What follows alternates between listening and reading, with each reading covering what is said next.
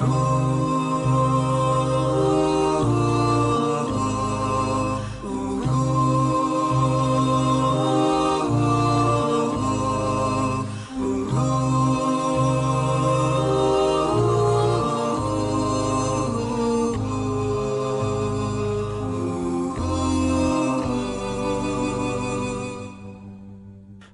to Allah, He's never far away. Put your trust in Him, raise your hands and pray. Ooh, ya Allah, guide my steps, don't let me go astray. You're the only one who can show me the way. Show me the way. Show me the way. Show me the way. Inshallah, inshallah, inshallah, we'll find our way. Inshallah, inshallah, inshallah, we'll find our way. The first lecturer for today is an experienced counselor and psychotherapist, a graduate of psychology, who's been in counseling for about 2 decades. I'd like to invite Mrs. Kafayat Azeez to please make her presentation. I'll begin by thanking the entire LEMU family, from the president and all the ESCOs to the entire members and all our guests today. Jazakumullah khairan for the honorable invite. I'm really honored to be here today. And we're having this conversation about mental health. When I saw it, I was very excited, because I know that recently I was having a conversation with a group of Muslims, and they were saying something like, oh, our scholars, our masajids, we need to start having this conversation. Because when we look at mental health, the complexity it involves is really the mind, right? So if we even say people are not mentally stable, and we as Muslims, we are not having that conversation within our own circles, then it means people will take it from elsewhere, right? And when they take it from elsewhere, there's really a lot of danger in it. I remember I once had a client, and she has anxiety about death, about dying. She's always scared about what will happen in the grave and things like that. So it was starting to affect her functioning. So when we talk about anxiety disorders, it's because it has gone beyond fear and is now affecting her functioning, right? And she first saw a therapist who wasn't a Muslim. And the therapist told her that, I mean, why are you afraid about death? It's just like how you didn't know what happened before you were born. So when you die, you've gone. Right? You've gone. And that's a very dangerous, but it really goes against our own Aqidah as Muslims, because we know that there's life after death, right?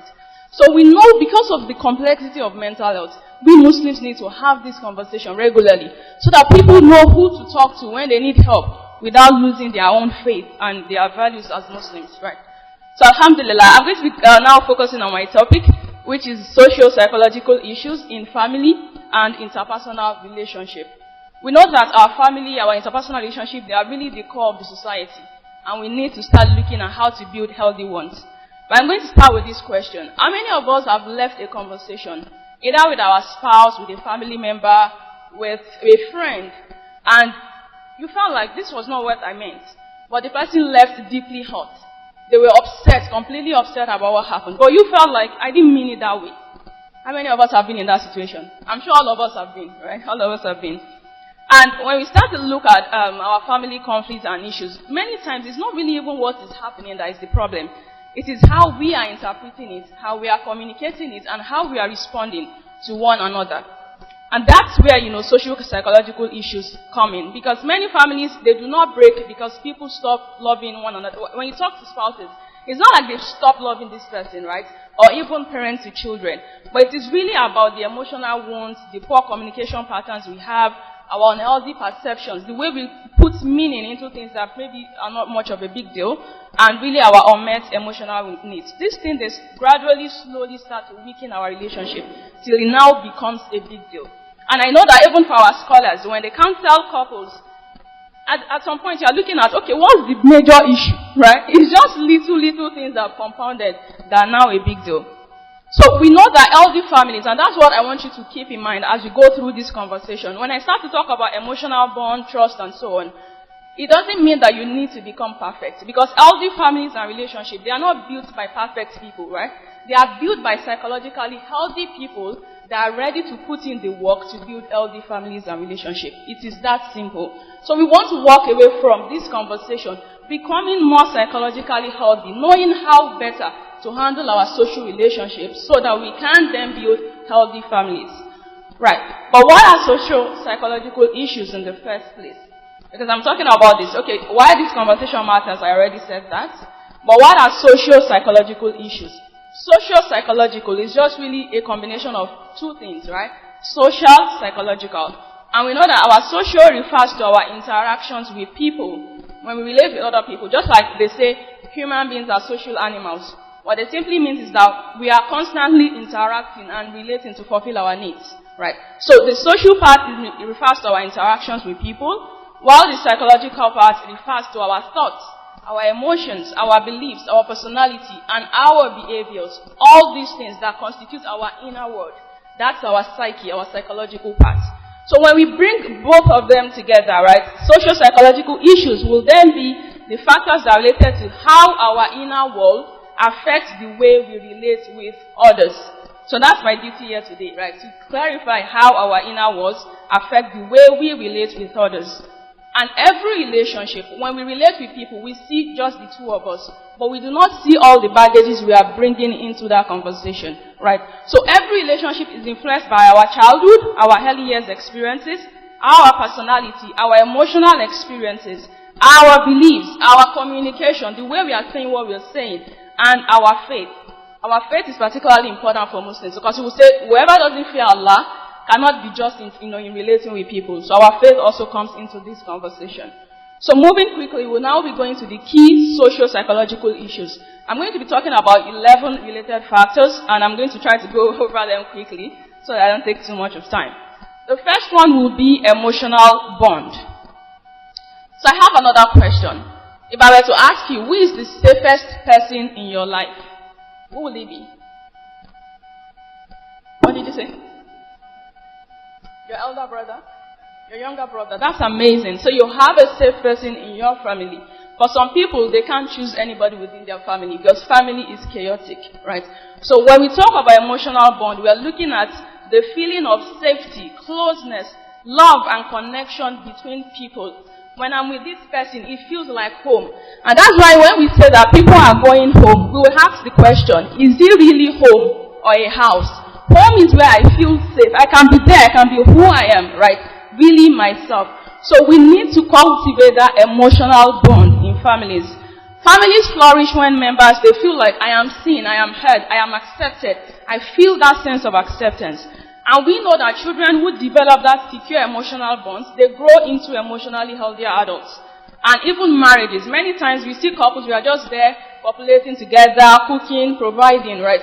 But there's no that emotional intimacy, whereby I feel really close to this person, and that really starts to break down relationships. What are some practical tips for building emotional bond, right? It will be that we start to spend intentional time together, away from our phones, away from the screens. I'm genuinely present with all my essence, right? I start to listen without distraction. When this person is talking to me, I turn to them, I give them that attention, I make them feel worthy and accepted. I would also express affection in how I relate with them, and I would show appreciation regularly. Many of us, we are quick to compliment people on maybe social media. Oh, mashallah, that's a beautiful post. But when last have we complimented our spouses, our children even, when they make those kind of efforts, right? When you see some children do some things online, people are like, hey, he's so cute. So your own child is doing something great at home too, but you never compliment them, right? So we want to start to build those emotional bonds. And we know that when we look at the Islamic perspective, the Prophet lived his life like this, sallallahu alaihi wasallam, right? He was always emotionally available, he listened, he comforted people, he expressed love openly. There's no need to be shy about telling people we love them when we do. So emotional bond is a critical one. The next thing will be emotional intelligence. I know that emotional intelligence has gotten a lot of wave. Some people already even have a bit of reservation, like, does it mean we should not speak the truth by trying to protect people's emotion? But that's not the essence of emotional intelligence. It's why I used to tell people that psychologists are not motivational speakers, right? So we are not saying, oh, perceive, aspire, whatever, right? We are telling you that, but bring your authentic self to conversations. So emotional intelligence is that ability to recognize, okay, I'm not moving, sorry. Is that ability to recognize your emotions, manage them appropriately, understand other people's emotion, and respond wisely. Emotional intelligence is different from intelligence, quotient. You can be very educated and you will lack emotional intelligence, right? So, what are those signs of emotional intelligence? It's the fact that I can be upset, but I will not insult.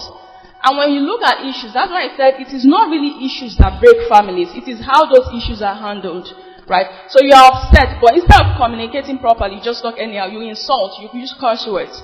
So, what are those components of emotional intelligence? We have self-awareness, self-regulation, motivation, empathy, and social skills. Self-awareness is that understanding of my own self. I know my own emotional triggers. As I mentioned, we are never going to be perfect, but we need to be aware. We need to understand our own selves. So I know myself. I know that I'm starting to get angry. Maybe I should take a break, right? That's self-awareness. Self-regulation is that we now move from knowledge. I know my weakness point, right? I know my faults. I know my triggers. We are now moving towards regulating ourselves, taking action, right, towards managing those emotions.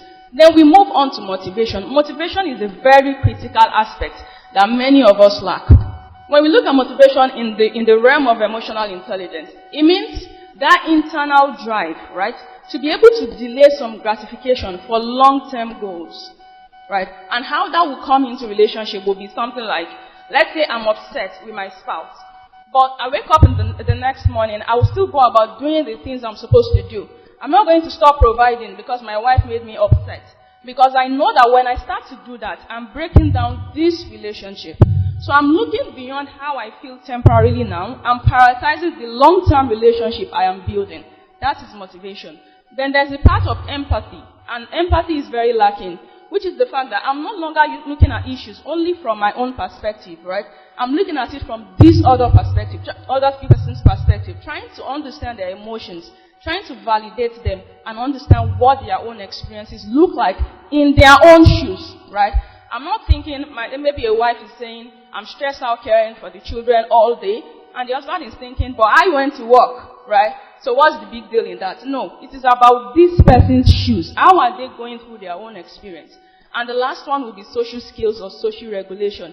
We now learning how to manage other people's emotion. It will include things like knowing when to say some things to them. Right? Oh, gas has finished at home, but this person is just coming home exhausted from work. Right? We know that maybe that's not the best time to talk about it. That is social regulation. How can I deal with this person in a way to manage their emotions to build a sustainable relationship? So that's the essence of emotional intelligence. So if I will give you a practical exercise, right, on emotional intelligence, a quick one will just be on self-awareness. It will be asking something like, what emotion have you felt most this week? Will it be stress? Will it be anger? Will it be joy? Or will it be disappointment? Because many times relationships start to break down when we can't even understand our own self. Then how do we understand people? So we want to be constantly aware of our feelings per time. The third critical issue will be self-disclosure. And self-disclosure requires openness. It means appropriately sharing your thoughts, your feelings, your fears, and your experiences. So when we look at life, there's a lot of socioeconomic stressors. We'll get to socioeconomic stressors, shortly. But when we start to look at it, the reason we break down internally is because we do not do appropriate self-disclosure. We are not vulnerable enough to have conversations, right? And so vulnerability and self-disclosure are together. We need to understand that people are not mind readers. Nobody can read your mind. So you can't come back from work and then you're doing your stuff, you're just giving attitude, expecting that this other person should just automatically figure out what's wrong with you. And I think maybe that's more on the women's side, right? We expect that you should just understand that I need help. You should just, right? So we need to start understanding that people are not mind readers. And sometimes it doesn't mean that they don't care. So we need to have that appropriate self-disclosure. We know that vulnerability is not weakness. It is actually courage to admit that you need help. I was wrong. I'm struggling. I'm scared. Whatever you are genuinely feeling, we need to start building a safe relationship whereby we can't be completely vulnerable, because there can't be true intimacy without vulnerability. Then moving on to the next key issue, it will be self-esteem and inferiority complex. And this one is really powerful. Many of the conflicts that happen in marriages, in families, they've existed long before their marriage. And it's why during premarital counseling, I used to say that it's not really about, we focus too much about how will they handle finances and things like that. But who is this person coming into this relationship? Your own self first. You need to be whole before you can build whole relationship. So when you see a lot of fights, a lot of jealousy, feelings of that control, always defensive, sometimes it is something happening internally. If I do not feel enough, I will easily feel attacked if you criticize me. So even if you are just saying, oh, I think you should do this better, if I feel unworthy myself, I will take it out of context and be like, do you mean there's nothing ever good about me? Because I'm projecting my own internal state onto you. So we need to now start to build a healthy self-esteem, recognizing our own inherent worth. Understanding that even though we are not perfect, there's still a lot of amazing things going on within us, while also trying to remain, while trying to remain humble. We also know that as Muslims, we have been very blessed, right? In Islam, our worth is not determined by maybe our wealth, our complexion, our status. We know that it is rather by our consciousness of Allah, that sense, that good character that we bring into, our relationships. So as long as we continue to work on that, we should feel worthy of every situation we find ourselves. And when we start to feel that way, it's easy to, lower our guards and really relate with this person without those, defense mechanisms that makes us really get triggered. The next thing will be attachment styles. And attachment styles is particularly very relevant when we are also looking at children. Because our earliest relationship, it teaches. When we talk about different attachment styles, we say there's secure attachment, anxious attachment, avoidant, and disorganized attachment. And attachment, the beauty is, when a child, from age 0 to 2 years old, if a baby has consistent caregiver, people who constantly care for her or him, when the baby cries, there's somebody who picks the baby up, there's somebody who takes care of the baby's need. They develop a sense of healthy attachment that we call secured attachment. They see the world as safe and secure, and it gives them that sense of independence as they start to grow. They are open to relationship. They see people as inherently good. Even when they have negative experience, they just see it as, is this person's problem, right? But they are still open to other relationships. But if that early years was really damaged, they will now come up with different attachment styles. It could be like an anxious attachment, whereby they are constantly overthinking, right? They fear abandonment. Any small thing, they feel like, okay, maybe their husband will call them at lunch, for example, and then today, they remember to call at lunch. It's going to feel like, oh, does it mean he doesn't like me anymore? They start to read deep meanings into conversations or relationship. There's also what we call avoidant attachment, whereby the spouse or whatever, you could try your best for this person, but they still want to create that emotional distance. They feel like, this person, I must not open up too much to them. When I do that, they'll start to take advantage of me. There are some people that, even when you are kind to them, they are constantly thinking, is it that you want something in return? What do you want, right? It is really a wound, an emotional wound from childhood.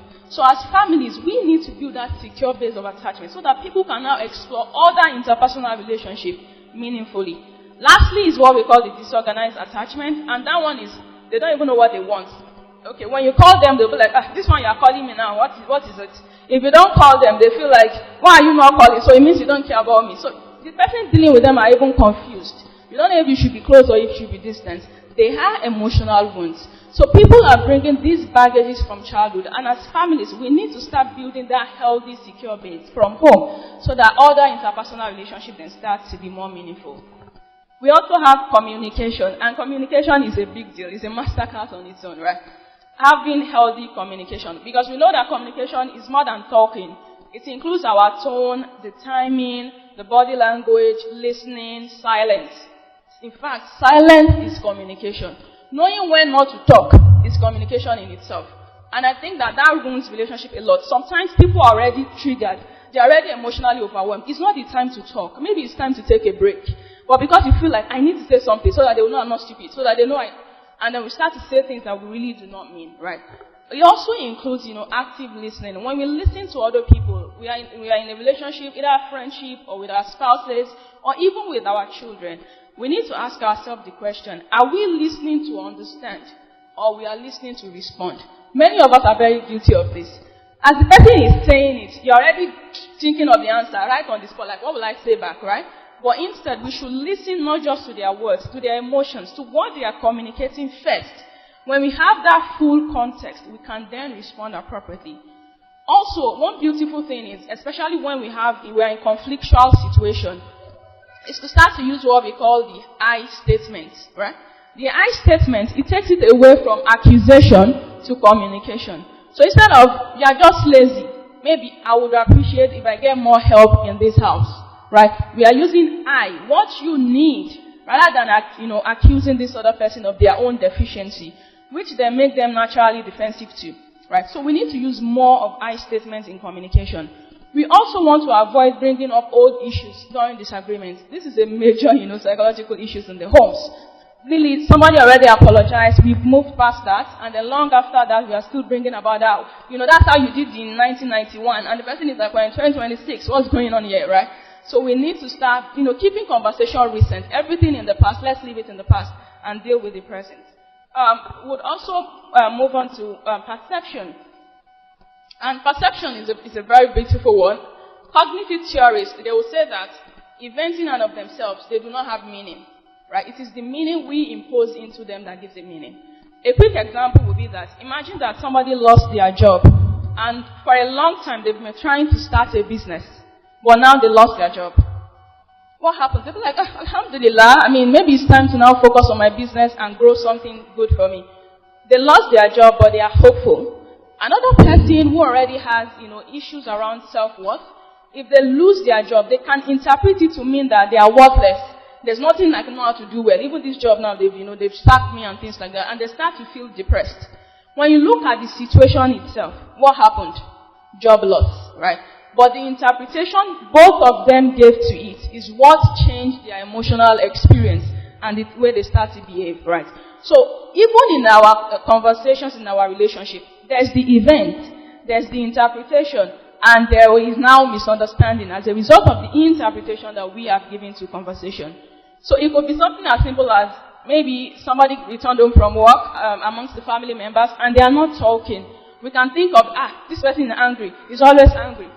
But it may be that the person just had a stressful day and they just need some silence, right? But the way we have interpreted it, we'll start to bring up issues like, what is even wrong with you? Why are you always coming up? And the person now gets triggered too, and then everything gets escalated. So we need to start to question our perception. When things happen, let's ask, could there be alternative evidence, right?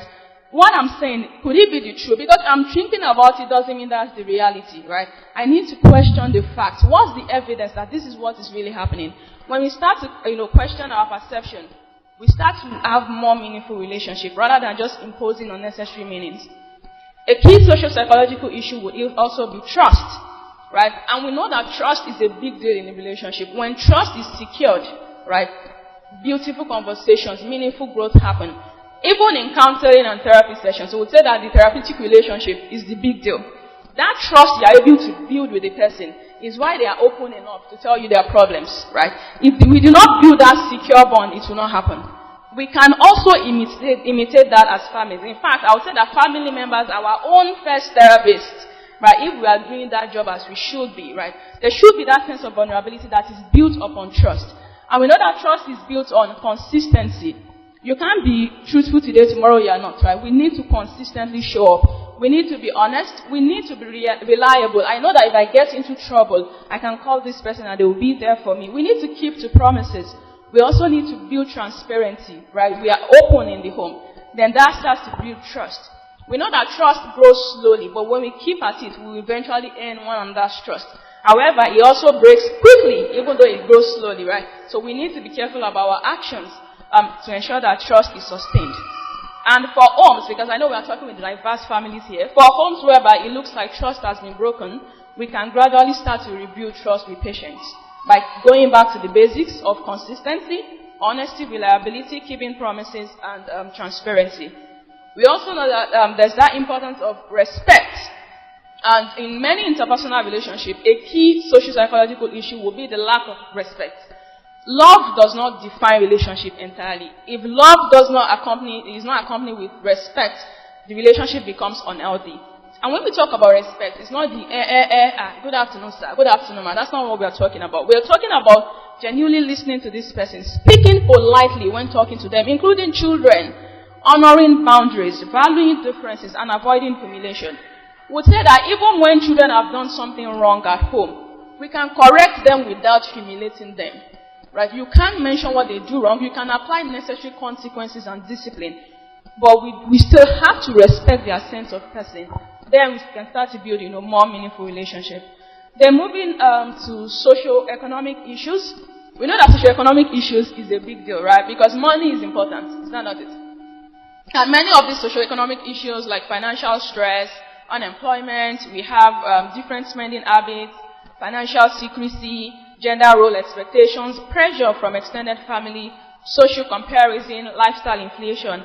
All of them, they start to compound together and we call them socio-economic stresses. Things that happen in life and then predisposes people to certain disorders, to relationship breakdown and so on. But when we look at the financial part of it, we know that many times it's not money itself, right? Money itself really destroys relationship. It is how we think about money that do destroy, right? So when we understand that money is a tool that we make use of, that we can work harder to get, but it does not define the worth of this person who has to provide, then we start to lessen financial pressure, right? So we need to understand that socioeconomic stressors, they can be managed if our own inner world, is well adjusted. When we look at issues like unemployment, different spending habits, we can come together as a family and see this as a problem that we all need to resolve rather than, a personal failure of one person. Then, gender role expectations. Every family has their own roles, that what they expect that this person should do, this other person should do.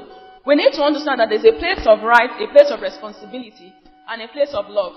Like one scholar was saying, he would say that fiqh was written for rules, but when it comes to relationship, we need to bring affection into it.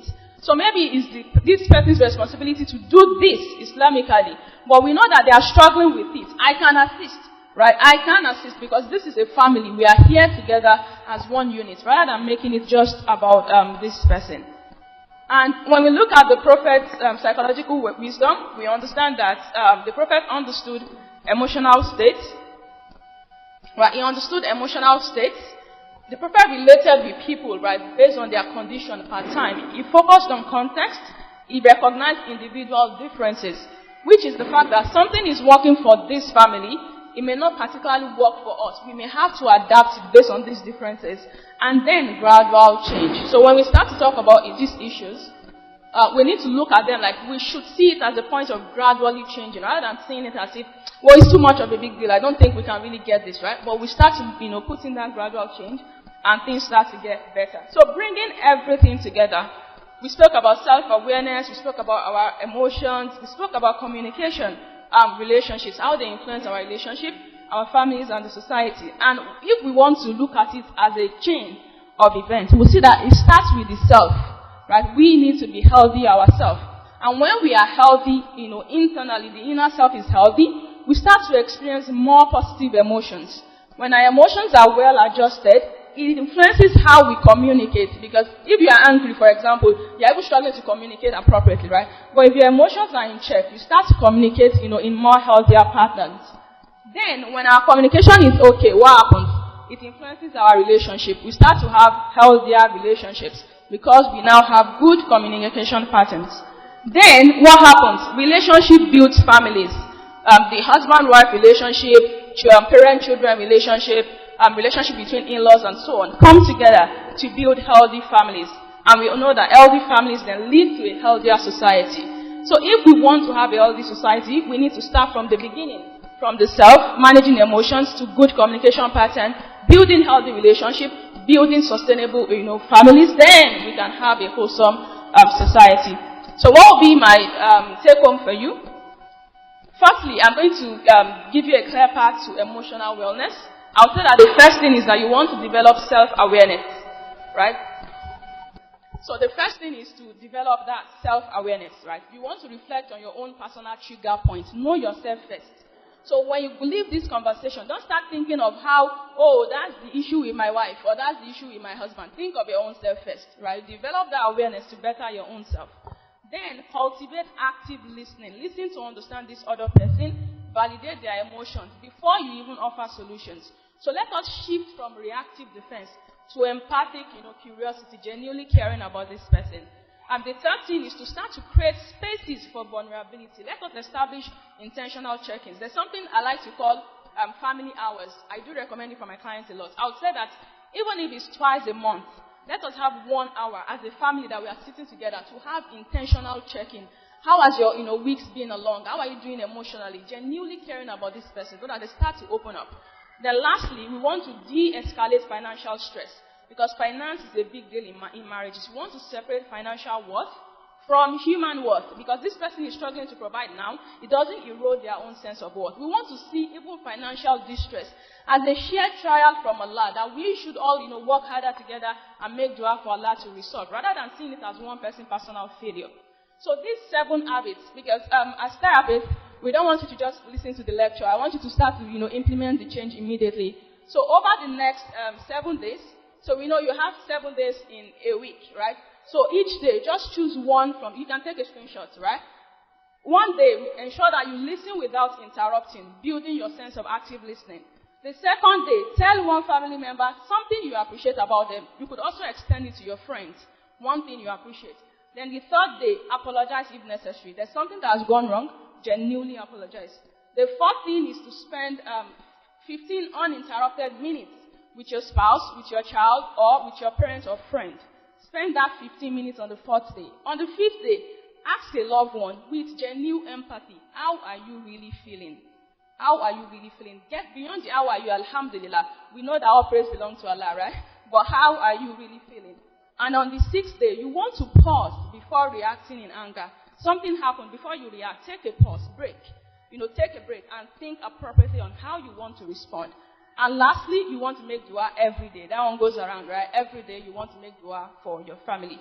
So closing, I would say that, every one of us, we have come here, we are carrying different relationships. Some relationships are flourishing, some are strained, some are in between, right? But we can start to make, little steps, little changes to rewrite, conversations. And by the mercy of Allah, we can change tomorrow's relationship based on the action that we take today. We also know that healthy families are not built by waiting for the other person to change. It is about taking care of your own self, inner self first, bringing it on to a relationship. When the next person, does that, we now start to have healthy relationships that then build, healthy families. And I ask that Allah subhanahu wa ta'ala make our hearts sound, make our relationships healthy, and our families among those described in the Quran as a source of comfort for one another. Jazakumullah khairan. Thank you for having me.